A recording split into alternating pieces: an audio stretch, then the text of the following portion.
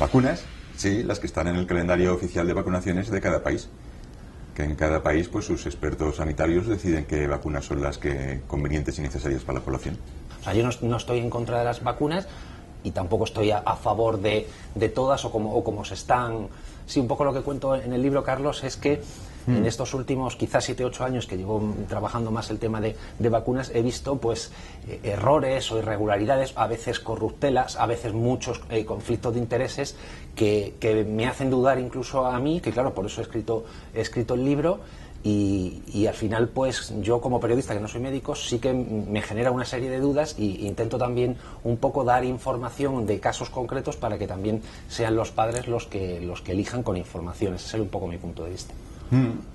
A ver, los padres por supuesto pueden elegir, es decir, en España y creo que en ningún país de Europa es obligatoria la vacunación.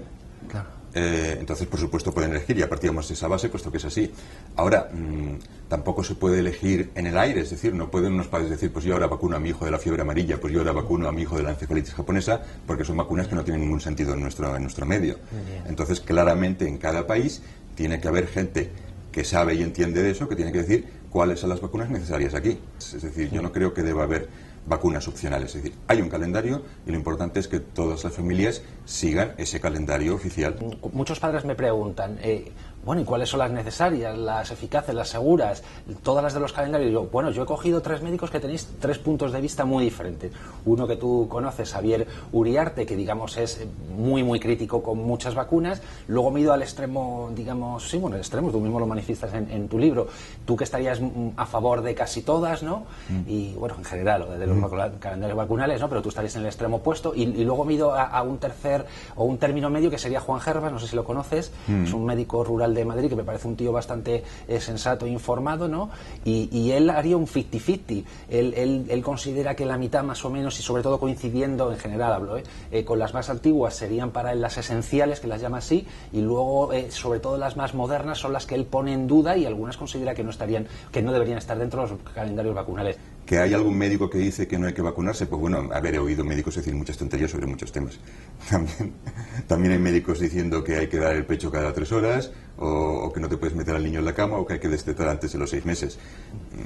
Pero eso no quita para que los médicos serios, las instituciones sanitarias, la OMS, los ministerios de salud de todos los países del mundo, no solamente de España, sino de Dinamarca, de Suecia y de Noruega, pues recomiendan la lactancia materna o recomiendan las vacunas. ¿Que te hubiera gustado más que esa vacuna no se pusiera, o al revés, te hubiera gustado más que se hubiera añadido aquella otra? Pues a lo mejor. Pues bueno, pues el año que viene intenta convencer al ministerio para que cambien el calendario, que de hecho va cambiando con el tiempo según hay nuevos datos, pero una vez ha tomado una decisión, pues hay que seguir a todo el mundo, porque si algo es peligroso en este asunto de las vacunas es hacerlo a voleo y sin seguir un calendario. El hecho de que unos pocos niños que van a un pediatra privado les pongan la vacuna y en cambio la mayoría de la población no se lo ponga, al final es un desastre. Una cosa que tampoco entienden los padres es por qué tiene más vacunas con más dosis el calendario anual de vacunas ideal de la Asociación Española de Pediatría, con esos conflictos de intereses, que el oficial del Ministerio, que en teoría no debería tener conflicto de intereses. O sea, ¿por qué uno menos y por qué otra más? No sé, pero desde luego lamento muchísimo que la Asociación Española de Pediatría se haya subido al monte planteando un calendario ilegal o alegal alternativo al del Ministerio. Es decir, me parece un grave error por su parte, porque eso está creando malentendidos, desconfianzas, confusión, claro. Y bueno, es lo que te comentaba. A ver, si tienen argumentos para decidir que la vacuna del rotavirus o la de la varicela o la del neumococo, que son las 3 extras que ellos recomiendan, se deberían poner en el calendario, pues con esos argumentos que convencen al Ministerio. Y si no tienen argumentos suficientes para convencer al Ministerio, pues no tienen por qué ir convenciéndolos a los demás, ¿no? Del calendario relativamente poco importantes, pues tal vez la del papiloma, no poco importante, pues porque bueno, lo que te vaya a pasar te va a pasar dentro de unos cuantos años y a lo mejor no te pasa. La de las paperas, si no hubiera vacuna de las paperas, pues tampoco sería un desastre. Baja eficacia, ¿verdad? No, no es que sea baja eficacia, es que la enfermedad no es grave, salvo porque produce... Pero ha habido problemas en Madrid, en Asturias, por la baja eficacia de la que se ponía antes. Ahora tiene un 80%, vale. Pero la que se ponía antes tenía un 50 y tantos y por eso ha habido problemas también. Vale, por eso, pero quiero decir que si no se hubiera inventado la vacuna de las paperas, pues no sería un problema grave de salud pública, salvo porque puede producir infertilidad, pero por lo demás no suele producir mayores complicaciones. Entonces, vacunas que son tremendísimamente importantes, la del tétanos, la de la difteria, la de la tosferina y la de la polio. ¿Y la de la gripe, tan controvertida últimamente? La de la gripe me la empecé a poner cada año desde que escribí el libro. ¿Sí? Y debo reconocer porque claro, se habla, es que la gente está mal informada. A ver, yo como médico estaba mal informado. Es decir, a mí como médico me habían dicho que me convenía que me vacunase de la gripe cada año. Pero yo creía, lo reconozco, lo confieso, yo creía que lo decían para impedir que los médicos se pongan enfermos justo durante la epidemia de gripe y se vean sobrecargados los hospitales. Y solo cuando me documenté para escribir mi libro me enteré de que es que los médicos podemos transmitir la gripe a nuestros pacientes y que la gripe es mucho más grave en niños pequeños y es mucho más grave en embarazadas. Y yo veo bebés y veo embarazadas. Ahora, he comprendido, porque no me lo había explicado nadie, que es mi responsabilidad vacunarme de la gripe cada año. Desde entonces lo estoy haciendo. ¿Y qué te pareció entonces que durante la pandemia, que por cierto o por suerte no hubo pandemia de gripe de 2009-2010, el colectivo médico en general se rebelase, entre comillas, y aconsejase no vacunarse de la gripe? Pues ahí es lo que te decía, que estábamos muy mal informados. Estábamos muy mal informados. A ver, primero, sí que hubo pandemia. Hubo pandemia y fue grave. Se calcula que ha habido en el mundo en ese año entre 150.000 y 400.000 muertos por gripe según las estimaciones. 150.000 muertos me parecen a mí muchos muertos. Pero no hubo menos muertos que vamos, todos. En cifras total quizá hubo un poco menos, pero hay que tener en cuenta la edad. La gripe de cada año estaba matando básicamente a ancianos, que era para los que se recomendaba la vacuna. La gripe de A mató básicamente personas más jóvenes, cuando hacen falta dos. Los laboratorios dieron un gran pelotazo. Los laboratorios se dieron un pelotazo muy pequeño porque al año siguiente el gobierno renegoció el contrato y consiguió, me parece que se ahorró 2/3 de lo que se había gastado en la vacuna, consiguió devolverlas. No sé si habían en principio pedido vacunas por 90 millones de euros y luego al final se quedaron en 25 millones de euros o algo por el estilo. Eso es menos que el fichaje de Neymar. Eso no es un pelotazo. No podemos compararnos con los galácticos. No, a ver, es que lo que no podemos, lo que no podemos es ser tan ingenuos de pensar que la vacuna es un negocio. Todas las vacunas que se ponen en España en un año cuestan menos de 300 millones de euros. Los precios están subiendo. Según Médicos Sin Fronteras, en los últimos, no sé los datos concretos, estaban subiendo muchísimo, sobre todo para los países pobres. La sanidad pública española se está gastando menos de 300 millones. De hecho, creo que eran más bien 200 y poco. Eso no sirve como pelotazo. Es decir, a ver, vemos los telediarios. Un pelotazo es untas a un alcalde y a 2 concejales y das un pelotazo de 150 millones. Para el mismo pelotazo de 150 millones, los laboratorios farmacéuticos tienen que untar teóricamente a un ministro de Sanidad, a 17 consejeros autonómicos, a 30 catedráticos de una universidad. ¿En cuánto valoras un pelotazo farmacéutico entonces? A ver, ¿cuál sería la cifra? Pelotazos farmacéuticos son los medicamentos que se consumen cada día durante años. Eso es el negocio, es decir, ¿cuántas vacunas te pones en la vida? El negocio son los medicamentos para el colesterol, el negocio son los medicamentos para la hipertensión, eso sí que es el negocio. Y de hecho, estamos los médicos preocupados porque hace tiempo que no se inventan nuevos antibióticos. Los antibióticos no son negocio, te los tomas una semana y te has curado. Son segurísimas. A ver, todos los medicamentos, de verdad, no hablemos de los homeopáticos que no se les pide nada, pero los medicamentos de verdad, todos tienen que haber pasado una serie de evaluaciones y se pone muchísimo más cuidado, por supuesto, en las vacunas. ¿Y aceptas que unas son más seguras que otras? ¿Hay diferencias de grado? A ver, se han estudiado los efectos secundarios de las distintas vacunas y claro, no son exactamente los mismos para todas. Entonces, unas pueden ser un poco más seguras que otras. ¿Tú sabes que mueren por efectos de los medicamentos como 3 o 4 veces más personas en España que por accidentes de automóvil? Sí, pero no es lo mismo. No es lo mismo porque la mayoría de gente que muere por efectos secundarios de medicamentos son gente que estaba muy enferma y que probablemente de todos modos se hubiera muerto dentro de poco. Mucha de la gente en muchos casos no, no, Carlos. No, a ver, es un Por hecho. ejemplo, A ver, muchos ancianos con enfermedades graves, hospitalizados desde hace meses, pues puede ser que mueran por un efecto secundario de los medicamentos. Eso es mucho más difícil en personas jóvenes, que son las que tienen accidentes en la carretera. Sí, no, luego yo me estaba refiriendo también a casos muy escandalosos de, por ejemplo, en los que, por ejemplo, el caso Agreal o el caso Vioxx. ¿Sabes? Agreal es un... Agreal no me suena. Vioxx es aquella estafa que quitaron del mercado, un pseudomedicamento. Vioxx era una estatina de Merck que... Vale, perdona, me estaba confundiendo con el Bioban. Vale, el Vioxx con V. Sí. Vioxx con V de Merck, que se retiró en 2004 porque provocó infartos cerebrales y de corazón. Y eso Merck lo sabía y se lo ocultó a la FDA. Como luego vino su presidente a pedir perdón aquí y lo reconoció. Yo siempre digo que los lunes siempre en los telediarios nos hacen el parte de cuántas personas han muerto durante el fin de semana. Y yo digo, ¿cuántas habrán muerto también por reacciones adversas o por la iatrogenia? Bueno, es que precisamente lo que a mí siempre se sorprende es que después de ver cada lunes el parte de muertos por accidente de automóvil y que todo el mundo sigue yendo en coche tan tranquilo, todavía haya gente que cree que los muertos por las vacunas nos los ocultan. Si hubiera muertos que no por se las ocultan. Hay gente que cree que los ocultan, que se ocultan, y no se ocultan.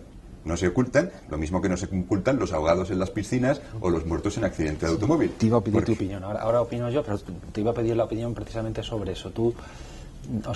No ocultar, a ver, yo declaro mi conflicto de intereses, por cierto, porque estoy hablando mucho de conflicto de intereses. Yo tengo un bufete de abogados que se llama Bufete Almodóvar y Jara, y nuestra máxima especialidad es atender a personas dañadas por medicamentos, ¿no? Lo digo porque los oyentes también merecen saberlo, ya que siempre estoy hablando de los conflictos de interés. Llevamos casos de afectados por vacunas y por otros muchos medicamentos. Entonces quería pedirte la opinión. Ya veo que tu opinión es que no se ocultan. No es que se oculten, pero sí te podemos documentar, si tú lo deseas, y bueno, lo estamos haciendo ante la justicia, que de manera terrible, incomprensible e inhumana, la Agencia Española de Medicamentos echa un cable muy grande cuando un niño fallece por una vacuna, o cuando todo apunta que la relación de causalidad es alguna vacuna, al laboratorio. Lo hemos experimentado ya en varios casos. Entonces, claro, eso, o sea, no sé si tiene que ver con lo que dices tú de ocultar. Pues a lo mejor no es ocultar, pero tristemente esto está ocurriendo, y conozco padres a los que ha fallecido su hijo por una encefalitis postvacunal reconocido por médicos, y han tenido que ir a la justicia para siquiera que GlaxoSmithKline, por ejemplo, les entregara un bote del lote que se había puesto al niño, para que puedan ir a un laboratorio independiente y analizarlo, porque los padres querían saber por qué había muerto su hijo, y tienen algo de dinero porque eso no es barato, y dicen, pues quiero analizar qué tiene esa vacuna, qué tiene. Pues han tenido que ir a la justicia. Entonces, yo no sé si se oculta, pero sí se obstaculiza seguro a la justicia cuando por desgracia ocurre un hecho terrible como estos que te cuento. Pues yo creo que no se oculta en absoluto. A ver, es que hablabas antes de la desinformación que pueden tener los padres. Bueno, pues a ver, se les está desinformando de muchas cosas. Por ejemplo, aparentemente, digo aparentemente porque no me ha dado tiempo de leer tu libro, he leído el resumen de prensa. Sé que a veces los resúmenes de prensa lo hace alguien de la editorial, y a veces te ponen cosas que tú en realidad no habías dicho exactamente así que no puedo, pero el resumen de prensa que yo he visto, por ejemplo, habla de que en España ni el gobierno ni los laboratorios se hacen responsables de los posibles efectos secundarios de las vacunas, que ojalá fuera como en Estados Unidos, que existe es verdad, pero... vale. Primero, en España se hacen responsables de los efectos secundarios de las vacunas como de cualquier otra cosa. Es decir, tenemos nuestras leyes y nuestros tribunales. Entonces, si a ti te atropella un coche, pues pones una demanda. Y el abogado de la otra parte intentará demostrar que no te atropellaron. Es lo que hay. Así funciona todo. Mucho más rápido. Entonces, la diferencia en el sistema que tienen los norteamericanos, que no se creó para favorecer a los pacientes o a las víctimas de los efectos secundarios, sino que se creó para favorecer a los laboratorios, es que es un sistema distinto del judicial y que no incluye asignación de culpabilidad. ¿Por qué lo hicieron eso? Porque en Estados Unidos, en los años 80, todos los laboratorios fabricantes de vacuna, menos uno, habían cerrado. Habían cerrado porque no les salía a cuenta fabricar vacunas que eran demasiado baratas. Estamos hablando de cuando era difteria, tétanos, tosferina, eran baratas, sí, eran demasiado baratas, y sin embargo de vez en cuando les caía una demanda millonaria. Y entonces cerraron. A ver, para un laboratorio es mucho más negocio hacer casi cualquier otra cosa que no sea una vacuna. Entonces, el gobierno norteamericano puso ese sistema para evitar que la gente pusiera la demanda directamente al laboratorio. Es decir, puesto que nosotros, el gobierno, recomendamos la vacuna, nosotros, el gobierno, pagaremos la inmunización. Que iba, y lo que echo de menos es que en España no se haya generado o se ha creado un fondo de compensación. Creo que es un grave error, porque lo que lleva a los padres a pensar es que están dejados de la mano de Dios, como se suele decir. Si a mí me pasa algo, a mi hijo me fallece por una vacuna, el Estado no se hace responsable. Me tengo que pagar yo los médicos para recuperarlo si ha quedado vivo, como conozco muchos padres, bueno, muchos no, pero unos cuantos casos, y me tengo que pagar abogados yo para conseguir una indemnización para que mi hijo pueda tener los mejores médicos. O sea, se sienten desalentados. Estoy de acuerdo en que sería bueno que en España hubiera un sistema similar, pero también hay que comprender que en España ese sistema no era tan urgente ponerlo, porque primero no teníamos el problema de que los laboratorios estuvieran dejando de hacer vacunas. En Estados Unidos la salud pública llegó a estar preocupada, nos vamos a quedar sin vacunas para nuestros niños. Y por otra parte, en España, a diferencia de Estados Unidos, en toda Europa los gobiernos se hacen cargo de cualquier enfermedad aunque no esté producida por las vacunas. Es decir, un niño en España tiene una encefalitis y tiene médico gratis, tiene hospital gratis, tiene rehabilitación gratis, y toda su vida se le tendrá a la atención que necesite gratis. Un niño en Estados Unidos tiene encefalitis y si no tienes un seguro privado, te puedes ver en la ruina y tienes que hipotecar tu casa para pagar los tratamientos. Yo te voy a dar ahora un dato concreto que me parece muy fuerte, de notificaciones de posibles reacciones adversas en la Agencia Europea de Medicamentos por la vacuna del papiloma humano. Unas 300 muertes en Europa hay notificadas. No me lo creo. Perdona, no sé de dónde he sacado los datos, porque yo aquí tengo los datos del VAERS. Y no, digo de la Agencia Europea de Medicamentos. Ya, a ver, esos no los tengo, pero no me lo puedo creer porque sencillamente es una cifra demasiadísimo exagerada. Es abultado, desde luego, pero son datos oficiales de la Agencia Europea de Medicamentos, a los que hemos tenido acceso. A ver, datos del VAERS de Estados Unidos, que en población más o menos es igual de grande que Europa, desde el comienzo de los tiempos hasta el 4 de marzo de 2015. Notificaciones presentadas en un país donde sí que se pagan indemnizaciones y por lo tanto a la gente le interesa presentarlo. Virus del papiloma humano, daños 259 casos, muertes 13 casos, total 272 casos, de los cuales en 74 se pagó una indemnización, en 86 se denegó la indemnización y no suman el total, así que debe haber algunos que están todavía en estudios. Por desgracia no está desglosado de esas 13 muertes cuáles se pagó indemnización. Encontré en otra fuente, pero no llegaba hasta el 2015, sino hasta el 2013, que se habían pagado indemnizaciones por 2 muertes en Estados Unidos, después de creo que eran 6 millones de vacunas. Formación a la ciudadanía. El consentimiento informado, ¿estarás de acuerdo conmigo en que no se está llevando a cabo en la práctica el consentimiento informado? No. Los padres se quejan amargamente, dicen, pero si a mí me han cogido al niño, la han vacunado y punto. Nadie me ha puesto ni por escrito ni por verbalmente la parte buena y la parte mala del acto de vacunación. Eso sería otra cosa que sería interesante hacerlo, y que de hecho en Estados Unidos desde hace ya tiempo que lo tenían.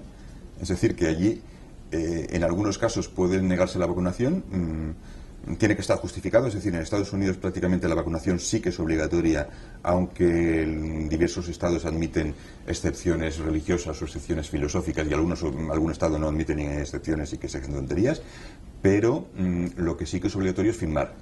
Entonces, tanto los padres que vacunan como los que no vacunan, pues les hace firmar un papelito. Vale, o sea, es un consentimiento informado donde se pone todo y es por escrito. Y es por escrito, y eso debería ocurrir también en España, y se empieza a pedir. He conocido pediatras muy preocupados por lo que pueda ocurrir en el futuro, por ejemplo, con esos padres que no vacunan a sus hijos. Es decir, yo no he llegado todavía a pedirles un consentimiento firmado, pero me preocupo mucho de anotar en la historia clínica, insisto, para que vacunen al niño, porque algún día esos niños nos pueden demandar. ¿Demandar los niños? Los niños podrían demandar al pediatra por no haber insistido lo suficiente para que sus padres le vacunasen. Curioso. La vacuna es Nunca lo había pensado así. Claro, la vacuna es un derecho del niño. Es un derecho del niño. Y si este niño que no le vacunan luego resulta que coge la tosferina, ¿qué? ¿Quién tiene la culpa? ¿Tiene la culpa los padres que no le vacunaron? ¿Tiene la culpa el pediatra que no insistió lo suficiente y no les explicó las ventajas? ¿Tiene la culpa el que hizo un libro diciendo que no se vacunan de la tosferina? En la ficha técnica de Bexero se lee una cosa de lo más... Bueno, que ha justificado que algunos médicos, por ejemplo, ya que hemos citado a Juan Gervas, digan que es una vacuna experimental. ¿Por qué? Porque dice la ficha técnica que no se han hecho ensayos clínicos para probar su eficacia, sino que solo se han probado que genera anticuerpos del virus o de la bacteria que se ha probado, ¿no? Y entonces por eso está, creo que recluida también en los hospitales, ¿no? Entonces... eso nos puede llevar a afirmar entonces que hay vacunas que se están introduciendo en los mercados sin que lo mereciesen, porque no ha pasado todas las fases de comprobación de eficacia y seguridad, ¿no? No, pero a ver, es que generar los anticuerpos, cuando se sabe cuáles son los anticuerpos protectores contra la meningitis, en principio ya es suficiente. Realmente el poder decir... En este grupo ha habido un 0,1% de meningitis y en este otro grupo ha habido un 3% de meningitis, necesitas estudios con cientos de miles de personas. Y esos no se pueden hacer hasta que la vacuna ya está comercializada. ¿Y se hacen estudios para saber hasta cuándo se pueden poner? ¿O según tú sería infinito el número de antígenos que puede recibir un bebé? A ver, probablemente es casi infinito. Ahora bien, para poder hacer el estudio que tú dices, teníamos que tener las 200 vacunas. Es decir, yo no te puedo poner, se pueden poner 200 vacunas distintas porque no existen 200 vacunas distintas. Entonces, yo lo que sé, las que hay ahora se pueden poner. Eso está clarísimo. A eso me refiero.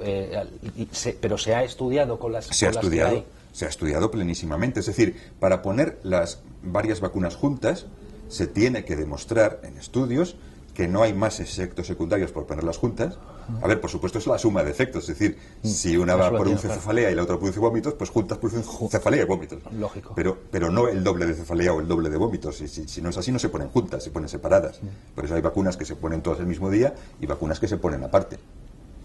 Y para ponerlas todas, tienes que demostrar que no tienen más efectos secundarios y tienes que demostrar que todas producen su eficacia, que no sea que al ponerlas a la vez una de ellas no funciona. Si te vacunas contra muchas enfermedades, es posible que ya estás tan vacunado que cuando te ponen la vacuna número 328 ya no funciona porque ya tu cuerpo ya no puede producir más anticuerpos. Pues vale. Según la mayoría de las fuentes, el cuerpo humano es capaz de producir 2 billones de tipos distintos de anticuerpo. Billones con B, millón de millones, no billón americano, que no es nada. Pero eso según la mayoría de las fuentes. He visto alguno que asegura que el cuerpo humano puede producir 10 a la 19 tipos de anticuerpo distinto contra distintos antígenos. Pues yo recomiendo seguir estrictamente el calendario oficial de vacunaciones y un punto muy importante que no lo hemos tocado y me permito ahora decirlo es que es importante no retrasar ese calendario oficial de vacunaciones porque muchas veces me encuentro padres que dicen, bueno, sí, le vamos a vacunar, pero le vacunaremos al año. Eso es peligrosísimo, lo siento. En estos momentos en España nacen cada año 500.000 de niños, de los cuales la sexta parte tienen menos de 2 meses y por lo tanto no han recibido todavía ninguna vacuna. Esos son, creo, 80.000 niños, no sé, 83.000, sí, 83.000 niños sin vacunar. Si en vez de poner la primera vacuna a los 2 meses la ponemos a los 4, tenemos 160.000 niños sin vacunar. Si la ponemos la primera vacuna al año, tenemos 500.000 niños sin vacunar. Es decir, es una situación peligrosísima. Es seguro que habría epidemias de casi todo. Entonces, que es importante no retrasar las vacunaciones, que por supuesto no viene de 3 días, no pasa nada si cumple los 2 meses el viernes y lo vacunas el martes que viene, pero que no lo retrase en un mes, porque es peligroso. Vale, mi conclusión entonces, ¿no? Bueno, a ver qué concluyo yo, porque hemos hablado de tantas cosas. No, bueno, mi conclusión, o sea, bueno, primero agradecerle a Carlos porque he aprendido en vivo y en directo un montón de cosas, ¿no? Unas me las ha confirmado, otras ha coincidido conmigo en aspectos críticos que son mejorables, que yo es lo que pretendía con el libro. No niego que las vacunas son útiles, que los calendarios de vacunaciones sí tienen que existir, pero es verdad que yo veo algunos errores, algunos fallos que tú coincides conmigo, otros a lo mejor no, pero que son mejorables. A los padres, como no soy médico, decirles que mi punto fuerte es la información y yo lo que pretendo es que se informe informen, que el derecho fundamental a la salud y a la información en temas de salud que tenemos todos los ciudadanos, pues se haga efectivo y ganemos en calidad para poder decidir con responsabilidad, con honestidad y con toda la información, y elijamos lo que elijamos, supongo que habremos elegido lo mejor.